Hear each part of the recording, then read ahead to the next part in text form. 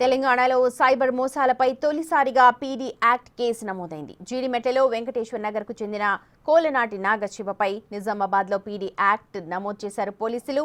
విదేశాల్లో అధిక వేతనాలతో ఉద్యోగాలు ఇప్పిస్తామని యువతకు గాలం వేస్తూ నిరుద్యోగులతో సైబర్ మోసాలు చేయిస్తున్నారని చెబుతున్నారు. అసలు డిజిటల్ అరెస్టులు ఉండవని, అలాంటి ఫోన్ కాల్స్ నమ్మొద్దని చెబుతోన్న నిజామాబాద్ పోలీస్ కమిషనర్ సాయి చైతన్యతో మా ప్రతినిధి రాజేష్ ఫేస్ టు ఫేస్. జరుగుతున్న సైబర్ క్రైమ్ కేసులకు సంబంధించి మొట్టమొదటిసారి నిజామాబాద్లో సైబర్ క్రైమ్పై పీడీ యాక్ట్ నమోదైంది. దీనికి సంబంధించి పూర్తి వివరాలు చెప్పడానికి సిపి సాయి చైతన్య ఉన్నారు. సార్, ఈ సైబర్ క్రైమ్ మొట్టమొదటి కేసు నమోదైంది, పీడీ యాక్ట్ ఎట్లా చూస్తారా సార్? ఎందుకు గురించి చేయొచ్చు వచ్చి అంటే ఈ కేసు పర్టికులర్లీ జేమ్స్ అనే అతని గురించి మీద పీడీ యాక్ట్ నమోదు చేయడం జరిగింది. అండ్ తెలంగాణలో ఫస్ట్ టైం మనం నిజామాబాద్ పోలీసులు ఇనిషియేటివ్ తీసుకుని ఇటువంటి పీడీ యాక్ట్ నమోదు చేశారు. ఎవరైతే సైబర్ క్రైమ్ చేస్తున్నారో సైబర్ క్రిమినల్స్ని ఐడెంటిఫై చేసుకుని కేసుని నమోదు చేయడం జరిగింది. ఈ యొక్క కేసు పర్టికులర్లీ కొంచెం స్పెసిఫిక్ కేసు. ఏంటంటే ఇక్కడ నుంచి మన ఏరియా నుంచి పర్టికులర్ మన నిజామాబాద్ జిల్లాలో ఫారెన్కి వెళ్ళి కష్టపడి డబ్బులు సంపాదించి ఇక్కడ పంపించడం మనకి ఇప్పటి నుంచి అలవాటు. దానివల్ల మన నిజామాబాద్ జిల్లా చాలా వరకు డెవలప్ కూడా అయింది, డెవలప్మెంట్ ఉంది. అయితే అటువంటి యువతని వీళ్ళు ఐడెంటిఫై చేసుకుని, ఎవరైతే ఉద్యోగం లేకపోయినా పెద్దగా చదువుకోకపోయినా వాళ్ళని ఐడెంటిఫై చేసుకుని టార్గెట్ చేయడం చేస్తున్నారు.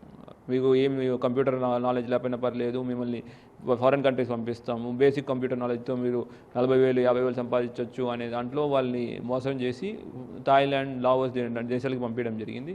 అక్కడికి వెళ్ళిన తర్వాత వీళ్ళ యొక్క పాస్పోర్ట్ తీసేసుకోవడం, వీళ్ళ యొక్క డబ్బులు తీసేసుకోవడం చేసి వాళ్ళు చెప్పిన పనులు చేయకపోతే వాళ్ళకి తిండి పెట్టకుండా వాళ్ళని కొట్టడం అట్లాంటి హరాస్ చేస్తూ ఉన్నారు. అయితే వాళ్ళు చేసే యాక్టివిటీస్ ఏం చేయమని అడుగుతున్నారంటే, ఇట్లాగా అక్కడి నుంచి ఒక కాల్ సెంటర్ లాగా థాయిలాండ్, లావోస్ యొక్క బార్డర్లో ఒక కాల్ సెంటర్ లాగా పెట్టి ఇక్కడ జనాల్ని మనం ఫోన్ చేసి సైబర్ నేరాలు అంటే మీకు లాటరీ తగిలింది, లేదంటే మీకు అయిపోయినాయని సైబర్ నేరాలు చేయించే ఫోర్స్ చేస్తాను. ఒకవేళ వాళ్ళు చేయకపోతే వాళ్ళని కొట్టడం ఇవన్నీ చేస్తూ ఉంటాయి చేసేవాళ్ళంట. అక్కడి నుంచి కొంతమంది తప్పించుకుని లోకల్ ఎంబసీకి రీచ్ అవ్వడం, ఎంబసీ నుంచి మళ్ళీ ఇక్కడ ట్రావెల్ డాక్యుమెంట్స్ రివర్స్ రావడం, తర్వాత ఇక్కడ మన ఇంటిమేషన్ రావడంతో మనం దీని మీద వర్కౌట్ చేయడం జరిగింది. అంటే ఇప్పుడు లాస్ట్ ఇయర్ నుంచి జరుగుతుంది లాస్ట్ ఇయర్ వర్కౌట్ చేసి మనం అప్పుడే కేసు పెట్టడం అయ్యి జరిగింది. ఒక 4 డిఫరెంట్ కేసెస్ వాళ్ళ మీద పెట్టడం జరిగింది. అతను ఇక్కడ ఎవరైతే ఏజెంట్ హెల్ప్ చేస్తున్నాడో ఐడెంటిఫై చేసుకున్నాం. అతన్ని మనం పీడీ యాక్ట్లో పంపించడం జరిగింది. అతను ఇట్లా జనాలను ఐడెంటిఫై చేసుకుని పంపించడం చేస్తూ ఉన్నాడు. ఈ 4 కేసుల్లో రిమాండ్ అయిపోయిన తర్వాత కూడా అతను మళ్ళీ బయటకు వచ్చిన తర్వాత మళ్ళీ అతను పాత సిమ్ తీసుకుని మళ్ళీ యాక్టివిటీస్ చేయడానికి ట్రై చేస్తున్నాడని మనకి పక్కా ఇన్ఫర్మేషన్ రావడంతో అతన్ని పీడీ యాక్ట్లో మనం పంపించడం జరిగిందండి. అంటే ఎవరెవరు సార్? అంటే ఇప్పటికే విదేశాల్లో ఉన్న వ్యక్తితో పాటు జీడిమెట్లకు సంబంధించిన మరో వ్యక్తిని అదుపులోకి తీసుకున్నట్టు పీడీ యాక్ట్ నమోదైంది. ఎవరెవరు గుర్తు? ఇక్కడ మెయిన్ పర్సన్ ఎవరైతే ఉన్నారో జీడిమెట్ల అతను సూత్రధారి ఇక్కడ ఇండియా పాయింట్ ఆఫ్ వ్యూలో. అక్కడ మీరు థాయిలాండ్, లావోస్ ఏరియాలో లోకల్ థాయిలాండ్ పీపుల్ కూడా ఉన్నారు. మన కంట్రోల్ థాయిలాండ్ వాళ్ళకి ఇంటిమేషన్ ఇచ్చాము, లావోస్ వాళ్ళకి కూడా ఇంటిమేషన్ ఇచ్చాము. తర్వాత ఆ కాల్ సెంటర్ ఏదైతే ఉందో అది చైనా వాళ్ళని నడుపుతూ ఉన్నారు. సో చైనా వాళ్ళు ఆర్థికంగా మనం దెబ్బతీయడానికి ఇది ఒక మార్గంగా తీసుకుని వాళ్ళు కాల్ సెంటర్ ద్వారా డబ్బులు ఇట్లా మన జనాల్ని మోసం చేయడం ఇవన్నీ చేస్తూ ఉన్నారు. సో వాటి గురించి కూడా మనం అక్కడ కన్సర్న్ అథారిటీస్కి ఇన్ఫర్మేషన్ ఇవ్వడం జరిగిందండి. ఈ డిజిటల్ అరెస్ట్ సంబంధించి ఇటీవల బాసరికి సంబంధించిన ఫ్యామిలీ ఇబ్బంది పడ్డారు. అసలు డిజిటల్ అరెస్ట్ అనేది ఉందా సార్? అసలు లేదా? అసలు ఎట్లా దాన్ని ప్లాన్ చేసి వీళ్ళని ఎట్లా మోసం చేస్తాము? డిజిటల్ అరెస్ట్ అంటే మీకు ఇది డిజిటల్ అరెస్ట్ కానీ ఇంకేదైనా క్రైమ్ కానివ్వండి, మనకి ఒక విషయం అర్థం చేసుకోవాలి. అందరికీ ఈ సైబర్ వరల్డ్ అనేది ఇంప్రూవ్ అవుతున్న స్పేస్. దాంట్లో ఇంతకుముందు పాత రోజుల్లో లాటరీ దొరికిందనే స్కామ్ స్టార్ట్ అయ్యింది, ఇప్పుడు డిజిటల్ అరెస్ట్ దాకా వచ్చింది. ఇట్లాంటి డిజిటల్ అరెస్ట్ అనేది ఉండదు. పోలీసులు మిమ్మల్ని ఫోన్ చేసి అరెస్ట్ చేస్తున్నామని, లేదంటే సిబిఐ కానీ, ఆర్బీఐ కానీ, ఈడీ కానీ ఇట్లా ఎవరు మీకు చెప్పరు. మీకు నోటీస్ ఇవ్వాలని కూడా పోలీస్ స్టేషన్ పిలిపిస్తారు, అక్కడ నోటీస్ ఇవ్వడం జరుగుతుంది.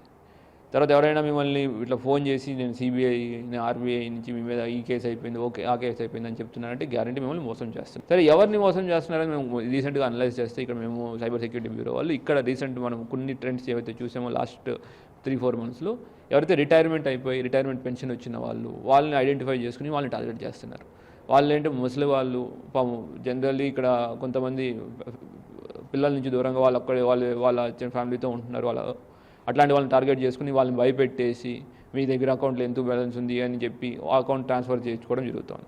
మనం ఇమీడియట్గా రెస్పాండ్ అవ్వడం వల్ల డిజిటల్ అరెస్ట్ ఒకవేళ మోసపోయినా ఇమీడియట్గా రెస్పాండ్ అవ్వడం వల్ల మనం ఒక కేసులో 30 లక్షలు పోతే ఇమీడియట్గా 20 లక్షలు మనం వితిన్ 1 వీక్ 10 డేస్లో వెనకాలకి రిటర్న్ చేయగలిగాం. పుట్ ఆన్ హోల్డ్ ఒకటే కాదు, మళ్ళీ వెనకాల తీసుకురాగలిగాం. అంటే దీంట్లో ఫస్ట్ థింగ్ మనకు అవగాహన ఉంటే మనం దాంట్లో ట్రాప్లో పడం. ఒకవేళ ట్రాప్లో పడినా కూడా ఇమీడియట్గా మనం రెస్పాండ్ అవ్వగలిగితే మనం మనీని ఎక్కడ పోకుండా ఆపగలుగుతాం. అండ్ యువతకి విజ్ఞప్తి, మీ యువతకు అందరికీ మా సైడ్ నుంచి పోలీస్ సైడ్ నుంచి రిక్వెస్ట్, ఇటువంటి డిజిటల్ అరెస్ట్ స్కాములు నమ్మకండి. సైబర్ లేదా మీ ఫోన్లో ఓటీపీలు ఎవరికైనా షేర్ చేసే ముందు 1-2 సార్లు ఆలోచించండి, తగు జాగ్రత్తలు తీసుకోండి. మనం జాగ్రత్తగా ఉంటే మనం కాపాడుకుంటాం, సైబర్ క్రైమ్కి మనం బాధితులు కాకుండా కాపాడుకోగలుగుతాం. ఇది ఓవరాల్గా సైబర్ క్రైమ్ సంబంధించి ఇప్పటివరకే తొలి పీడీ యాక్ట్ నిజామాబాద్ నమోదైంది. అంతేకాకుండా ఏదైతే యువతకు సంబంధించినా కావచ్చు, ఎవరైతే రిటైర్డ్ ఎంప్లాయీస్ కావచ్చు, ఏవైతే లింక్స్ వస్తాయో వాటిని 1-2 సార్లు చూసి గమనించి ఓపెన్ చేసి జాగ్రత్తగా ఉండాలని చెప్తున్నారు. కెమెరా పర్సన్ సందీప్తో రాజేష్ బిగ్ టీవీ నిజామాబాద్.